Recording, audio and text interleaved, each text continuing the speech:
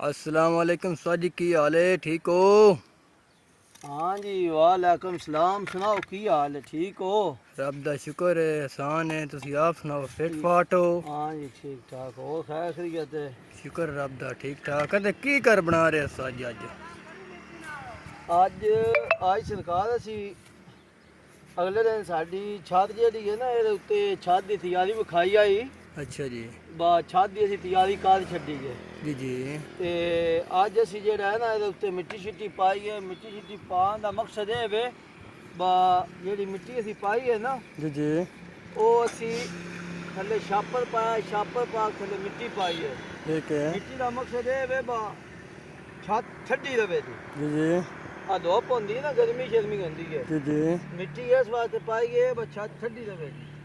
ਅੱਜ ਹੁਣ ਅਸੀਂ ਇਨਸ਼ਾਅੱਲਾ ਇਹਦੇ ਉੱਤੇ ਜਿਹੜਾ ਹੈ ਨਾ ਮਿੱਟੀ ਪਾ ਕੇ ਇਹਦੇ ਉੱਤੇ ਜਨਾਬ ਅਸੀਂ ਜਿਹੜਾ ਟਾਇਲ ਲਾ ਰਹੇ ਹਾਂ। अच्छा ਨਜ਼ਰ ਆ ਨਹੀਂ ਰਹੀ? जी, आ रही है। ਟਾਇਲ ਇਸ ਵਾਸਤੇ ਲਾ ਰਹੇ ਹਾਂ ਬਾ ਉੱਤੋਂ ਜਿਹੜਾ ਕੰਮ ਕਲੀਅਰ ਹੋ ਜਾਏ। ਬਾਰਿਸ਼ਾਂ ਦਾ ਕहीं ਦਾ ਮੌਸਮ ਹੈ ਜ਼ਰਾ ਤੇ ਛੱਤਾਂ ਖਰਾਬ ਹੋ ਜਾਂਦੀਆਂ ਨੇ। ठीक है। ਹੁਣ ਜਿਹੜਾ ਇਹ ਟਾਇਲ ਲੱਗ ਗਿਆ ਜੀ, ਫਿਰ ਬਾਰ-ਬਾਰ ਸਾਨੇ ਉੱਤੇ ਮਿੱਟੀ ਨਹੀਂ ਪਾਣੀ ਪਾਉਣੀ, ਮਿੱਟੀ ਨਹੀਂ ਲਾਣੀ ਪਾਉਣੀ, जी जी। ਬਜਰੀ ਨਹੀਂ ਪਾਣੀ ਪਾਉਣੀ। ਤੇ ਟਾਇਲ ਲੱਗ ਗਈ ਤੇ ਕੰਮ ਟੈਨਸ਼ਨ ਮੁੱਕ ਜਾਂਦੀ ਬੰਦੇ ਦੀ। सही हो ਤੇ गया। ਅੱਜ ਇਨਸ਼ਾਅੱਲਾ ਟਾਇਲ ਜਿਹੜੀ ਇਹਦੀ ਅੱਜ ਅਸੀਂ ਅੱਜ ਸ਼ੁਰੂ ਕਰ ਲਈਏ।